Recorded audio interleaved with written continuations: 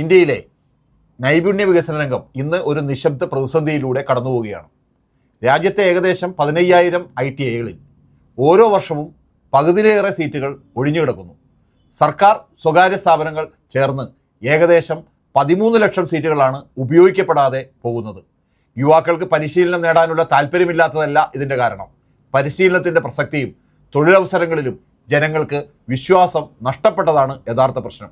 2024 നൈപുണ്യ വികസന മന്ത്രാലയം നടത്തിയ പഠനത്തിൽ ITയിൽ നിന്നും പഠനം പൂർത്തിയാക്കിയവരിൽ പകുതിയിലേറെ പേർക്ക് ജോലി ലഭിച്ചിട്ടില്ലെന്ന് കണ്ടെത്തി.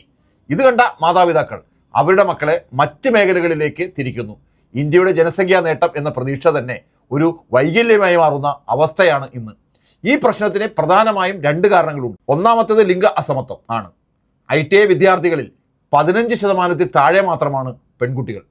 പരിശീലന മേഖലകൾ പുരുഷന്മാർക്കും സ്ത്രീകൾക്കും വേർതിരിച്ച് ക്രമീകരിച്ചിരിക്കുന്നതിനാൽ സ്ത്രീകളുടെ പങ്കാളിത്തം വളരെ കുറവാണ്. രണ്ടാമത്തേത് കാലാനുസൃതമായ കോഴ്സുകൾ എന്നതാണ്. Electrician, fitter, welder, diesel mechanic തുടങ്ങിയ പരമ്പരാഗത നിർമ്മാണ മേഖലയുമായി ബന്ധപ്പെട്ട കോഴ്സുകളാണ് കൂടുതലും ITIകളിൽ ഉള്ളത്. എന്നാൽ നിർമ്മാണ മേഖല രാജ്യത്തെ തൊഴിലാളികളുടെ വെറും 10%-ത്തിലാണ് തൊഴിൽ നൽകുന്നത്.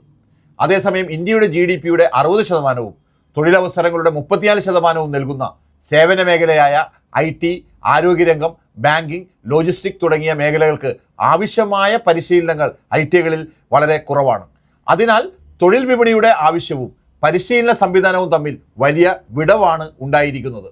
മറ്റൊരു ഗുരുതര പ്രശ്നം തൊഴിൽ മേഖലയിലെ ലിംഗ വേർതിരിവാണ്. പുരുഷ വിദ്യാർത്ഥികൾ കൂടുതലായും ഇലക്ട്രീഷ്യൻ, ഫിറ്റർ തുടങ്ങിയ കോഴ്സുകളിലാണ് പഠിക്കുന്നത്. അതേസമയം സ്ത്രീകൾ തയ്യൽ, ഫാഷൻ ഡിസൈൻ, കോസ്മെറ്റോളജി, സ്റ്റെനോഗ്രാഫി തുടങ്ങിയ ചില മേഖലകളിൽ മാത്രം ഒതുങ്ങിക്കൂടുകയാണ്. ഇത് യാദർച്ഛികമല്ല, വിദ്യാഭ്യാസ സംവിധാനത്തിൻ്റെ ഭാഗമായി തന്നെയാണ് ഈ വേർതിരിവ് നിലനിൽക്കുന്നത്. നൈപുണ്യ വികസന മന്ത്രാലയത്തിൻ്റെ രൂപീകരണം, 2015 ദേശീയ നൈപുണ്യ നയം, ITI നവീകരണ പദ്ധതികൾ തുടങ്ങിയ നിരവധി നല്ല നടപടികൾ ഇന്ത്യ സ്വീകരിച്ചിട്ടുണ്ട്. എന്നാൽ നയങ്ങൾ പ്രഖ്യാപിച്ചതിനേക്കാൾ അതിൻ്റെ കാര്യക്ഷമമായ നടപ്പിലാക്കലിൻ്റെ പിന്നോക്കാവസ്ഥയാണ് ഉണ്ടായത്. മറ്റ് വികസന രാജ്യങ്ങളുമായി താരതമ്യം ചെയ്യുമ്പോൾ സ്ഥിതി കൂടുതൽ ആശങ്കാജനകമാണ്. ഇന്ത്യയിൽ വെറും 5% വിദ്യാർത്ഥികളാണ് ഔപചാരിക നൈപുണ്യ പരിശീലനം നേടുന്നത്. എന്നാൽ തായ്ലൻഡിൽ അത് 30%, ഇന്തോനേഷ്യയിൽ 37%, ചൈനയിൽ 38%, അർജന്റീനയിലും ഈജിപ്തിലും 40%-ത്തിൽ അധികവുമാണ്. ലോകത്തിലെ ഏറ്റവും വലിയ യുവജനസംഖ്യയുള്ള ഇന്ത്യ അവരെ പരിശീലിപ്പിക്കുന്ന കാര്യത്തിൽ പിന്നിലാണ്. അതുകൊണ്ട് 2 പ്രധാനപ്പെട്ട പരിഷ്കരണങ്ങൾ അനിവാര്യമാണ്. ഒന്നാമതായി ITIകളിലെ ലിംഗവേർതിരിവ് അവസാനിപ്പിക്കണം. കൂടുതൽ പെൺകുട്ടികളെ എല്ലാ തൊഴിൽ മേഖലയിലേക്കും ആകർഷിക്കണം. വനിതാ ITIകളെ കൂടുതൽ ആധുനികവും അഭിമാനകരവുമായ സ്ഥാപനങ്ങളാക്കി മാറ്റണം. രണ്ടാമതായി നിലവിലെ തൊഴിൽ സാധ്യതകൾക്കനുസരിച്ച് കോഴ്സുകൾ പുനർക്രമീകരിക്കണം. ഓരോ ജില്ലയിലെയും തൊഴിലാവശ്യങ്ങൾ പഠിച്ച് അതനുസരിച്ച് പുതിയ കോഴ്സുകൾ ആരംഭിക്കുകയും പ്രസക്തിയില്ലാത്തവയെ ഒഴിവാക്കുകയും വേണം. തൊഴിൽ ലഭിക്കുന്ന മേഖലകളിലേക്കാണ് പരിശീലനം കേന്ദ്രീകരിക്കേണ്ടത്.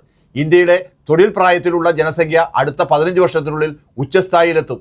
എന്നാൽ ഈ അവസരം എന്നേക്കുമായി നിലനിൽക്കില്ല. രാജ്യത്തിൻ്റെ എല്ലാ ഭാഗങ്ങളിലുമുള്ള വിപുലമായ അടിസ്ഥാന സൗകര്യങ്ങളുള്ള ITIകൾ ഇന്ത്യയുടെ നൈപുണ്യ വികസന സ്വപ്നം യാഥാർത്ഥ്യമാക്കാൻ കഴിവുള്ളവയാണ്. എന്നാൽ 21-ാം നൂറ്റാണ്ടിൻ്റെ ആവശ്യങ്ങൾക്കനുസരിച്ച് അവയെ സമഗ്രമായി നവീകരിക്കേണ്ടത് അനിവാര്യമാണ്. ഇന്ന് പകുതിയോളം ഒഴിഞ്ഞുകിടക്കുന്ന ക്ലാസ് മുറികൾ ഒരു മുന്നറിയിപ്പാണ്. ഈ മുന്നറിയിപ്പ് ഇനി നയം രൂപീകരിക്കുന്നവരും ഭരണാധികാരികൾക്കും അവഗണിക്കാനാവില്ല.